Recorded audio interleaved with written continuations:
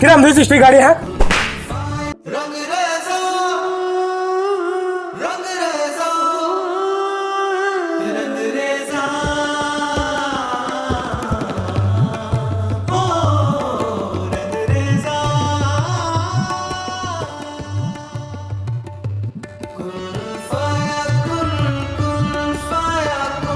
কিরে গাড়ি ভালো করে ধুইছিস তো?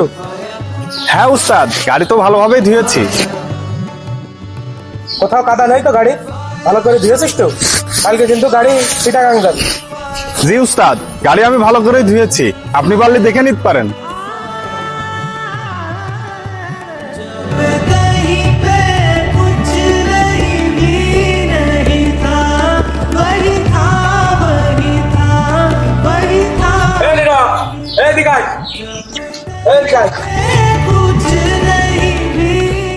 কি উস্তাদ, কি হয়েছে?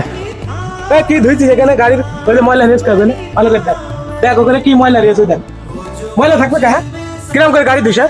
উস্তাদ আমি ভালো করে ধুয়েছি। কি ভালো করে গাড়ি ধুইছি? ময়লা রয়েছে ওই গাড়ি। উস্তাদ একটু তো থাকে। কিরম ধুইছিস তুই গাড়ি? হ্যাঁ কাজ কি শিখতে আসিস না ভন্ডামি মারতে আসিস? উস্তাদ আমি তো ভালো করে ধুয়েছি। ভালো করে ধুলি ময়লা থাকবে কে এখানে?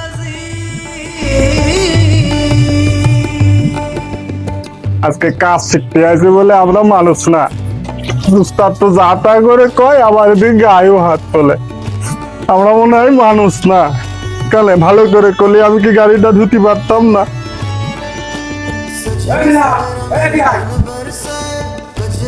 আবার কি কয় না কয় উস্তাদ।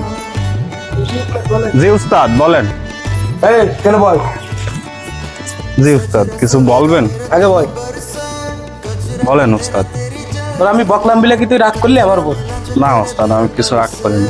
শোন মনি, উস্তাদদের কাছ থেকে আমরাও কিন্তু এরকম মার খেয়ে খেয়ে কাজ শিখে আসছি। এখন তুই আমার কাছে থাকিস, কাজ শিখিস, মাঝে মাঝে ভুল ভ্রান্তি হলে আমি জাস্ট বোঝানোর চেষ্টা করি। তুই এতে কি রাগ করিস? না উস্তাদ আমি রাগ করি না। শোন মনি, রাগ করবি না। মাঝে মাঝে তোর ভুল হয়, ভুলগুলো আমি ধরাই দেওয়ার চেষ্টা করি। আর রাগ করলি মানে তুই কোনো কাজ শিখতে পারলি না। কোনোদিন তুই কাজের উপরে রাগ করে থাকবি না। কাজ তুই শিখবি, ভুল হলে উস্তাদরা একটু বকবে, মারবে, আবার বুঝাবে তোরে। ঠিক আছে উস্তাদ, এখন থেকে আপনি যেভাবে বলবেন আমি সেইভাবেই কাজ করব। আর কখনো কাজে আমি ফাঁকি দেবো না, আমি ভালোভাবেই কাজ করব।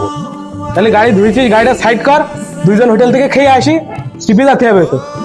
মনে রাখবেন, যে কোনো কাজ শিখতে গেলে ধৈর্য ধরতে হয়। শেখার সময় উস্তাদরা ভুল ধরিয়ে দেয়, উদ্দেশ্য একটাই, আমাদেরকে সঠিকভাবে কাজ শেখানো। আজকের কষ্টই আগামী দিনের দক্ষতা ও সফলতার পথ তৈরি করে। তাই ধৈর্য ধরুন আর অপেক্ষা করুন।